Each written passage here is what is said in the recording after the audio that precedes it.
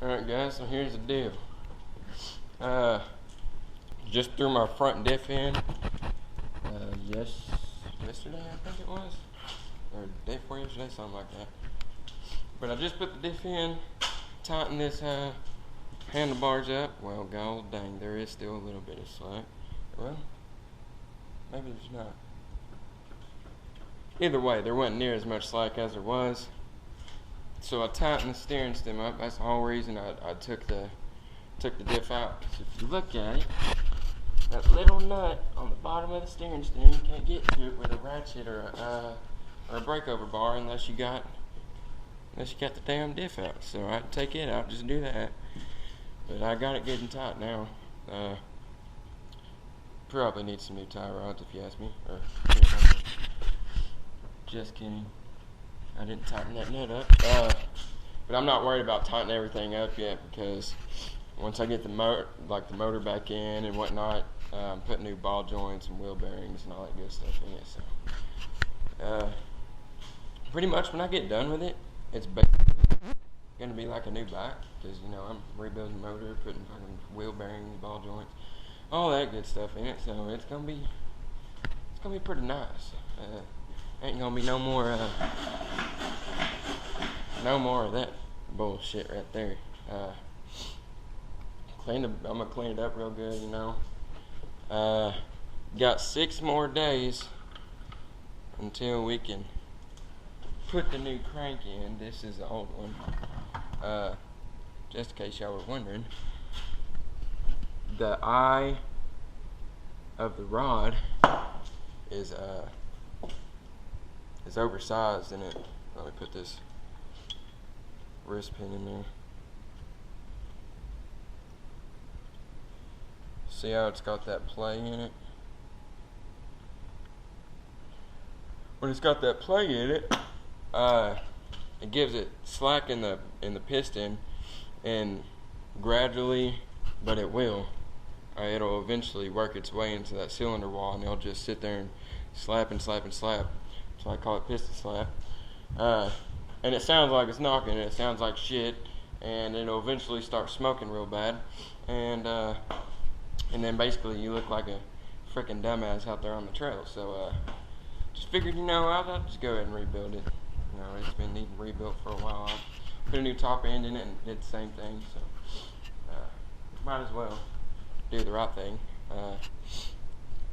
Let's see here. My brother got an 900, 33.5 BKTs on 18-inch wheel, I guess. Looks pretty good. I'm not positive what size of lift it's got or whatever. Actually, I think it's got a 3 to 5 inch bracket there. Rhino axles, snorkels, backup light. It's got the wet sounds. Have no idea what series it is. I have no idea. Then we got a 1-row LED light bar up here. Got this 4,500 pound winch. And she's sitting pretty nice. Got the arched A-arms all the way around.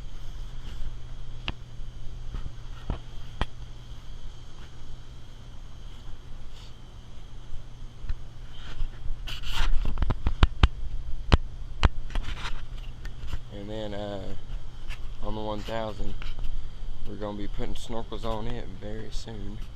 I'll get a video of us doing that. But yeah, 6 more days until the crank is off back order, and then we'll be putting the crank together, or putting the cases together at least. And then, actually, matter of fact, put the cases together. I could put the back casing on, and then also we'll need to get is the clutch pads, some tricycle pads, and that's it. Then I'll have to just buy top end and we're good to go, just like that. But hold on, got y'all a question if anybody knows about these pads. as much as I do, or whatever. Do these look good to y'all? Yeah, I'm not positive, but I don't know if it's supposed to be able to spin both ways. So I'm pretty sure it's got a one-way bearing right there. I'm pretty sure it's a one-way bearing. I'm not absolutely positive, but pretty sure that's a one-way bearing, and pretty sure it's not supposed to be in both ways. But if y'all could let me know that'd be great. And these pads on the primary, they don't, here, let me get over here. They don't seem bad. They ain't got any play at all in them. But the clutches were slipping.